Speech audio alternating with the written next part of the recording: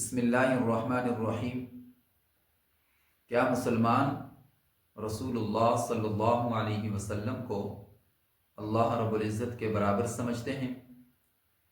تو اگر کسی کو یہ شبہ ہے کہ مسلمان رسول اللہ صلی اللہ علیہ وسلم کو اللہ رب العزت کے برابر سمجھتے ہیں تو اس کی یہ غلط فہمی ہے۔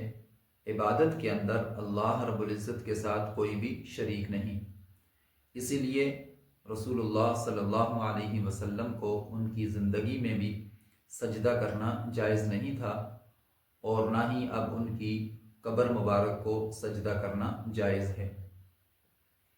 اور رسول اللہ صلی اللہ علیہ وسلم کی جو اطاعت کی جاتی ہے وہ در حقیقت اللہ رب العزت کی اطاعت ہے، اس لیے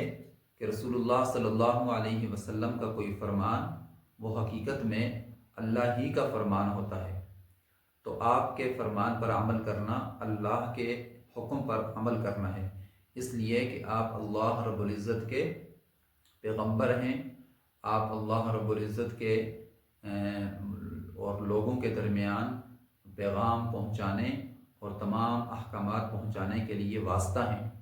تو آپ کی بات ماننا وہ حقیقت میں اللہ کی بات ماننا ہے، وہ اللہ کی اطاعت ہے۔ اس کی مثال یوں سمجھیے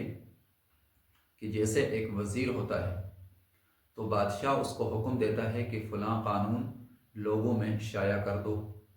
تو اب وہ لوگوں میں جو قانون بیان کر رہا ہے، شائع کر رہا ہے، جس قانون کو وہ رائج کر رہا ہے، اس قانون کے اوپر عمل کرنا در حقیقت بادشاہ کی بات پر اور بادشاہ کے حکم پر عمل کرنا ہے، اور یہ جو وزیر کی بات ہے یہ حقیقت میں بادشاہ ہی کی بات ہے۔ جس طرح کہ کوئی انسان کسی کو وکیل کرے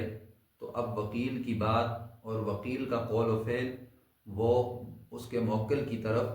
منسوب ہوتا ہے، لیکن ایسا نہیں ہے کہ اب یہ وزیر بادشاہ کے برابر ہو گیا اور یہ وکیل اپنے موکل کے برابر ہو گیا۔ ایسا ہرگز نہیں ہوتا کہ جس طرح موکل کو اپنی جائیداد کے اندر، اپنی ملکیت کے اندر تصرف کرنے کا حق ہے تو اس کے وکیل کو بھی اسی طرح تصرف کرنے کا حق مل جائے، ایسا نہیں ہے۔ وہ وکیل ہے تو وہ آگے اس معاملے میں اور اس کیس میں اور عدالت کے اندر وہ کیس لڑنے کے لیے تو اختیار رکھتا ہے، لیکن اپنے موکل کی تمام تر جائیداد کے اندر، تمام تر چیزوں کے اندر نہ تو ملکیت میں شریک ہے اور نہ وہ تصرف میں شریک ہے کہ وہ اپنی مرضی سے جو چاہے کرے اور اپنی مرضی سے تصرف کرتا پھرے۔ تو اسی طرح رسول اللہ صلی اللہ علیہ وسلم کو اللہ پاک نے اپنے بندوں تک احکامات پہنچانے کے لیے اپنا پیغمبر بنایا ہے، تو اب رسول اللہ صلی اللہ علیہ وسلم کی اطاعت اور آپ کی بات وہ در حقیقت اللہ کی بات ہے، کہ جس طرح قرآن کریم میں اللہ رب العزت نے فرمایا من یطیع الرسول فقد اطاع اللہ، کہ جس نے رسول کی اطاعت کی حقیقت میں اس نے اللہ کی اطاعت کی۔ تو رسول اللہ صلی اللہ علیہ وسلم کی اطاعت وہ اللہ کی اطاعت ہے، تو ہمیں اس بات کو غور سے سمجھنا چاہیے۔ تو جو لوگ رسول اللہ صلی اللہ علیہ وسلم کو اللہ کے ساتھ شریک ٹھہراتے ہیں تو ان کو تعلیمات اسلامیہ کا پوری طرح سے علم نہیں ہے اور ان کو پوری طرح سے گہرائی نہیں ہے۔ اگر ان کے پاس علم ہے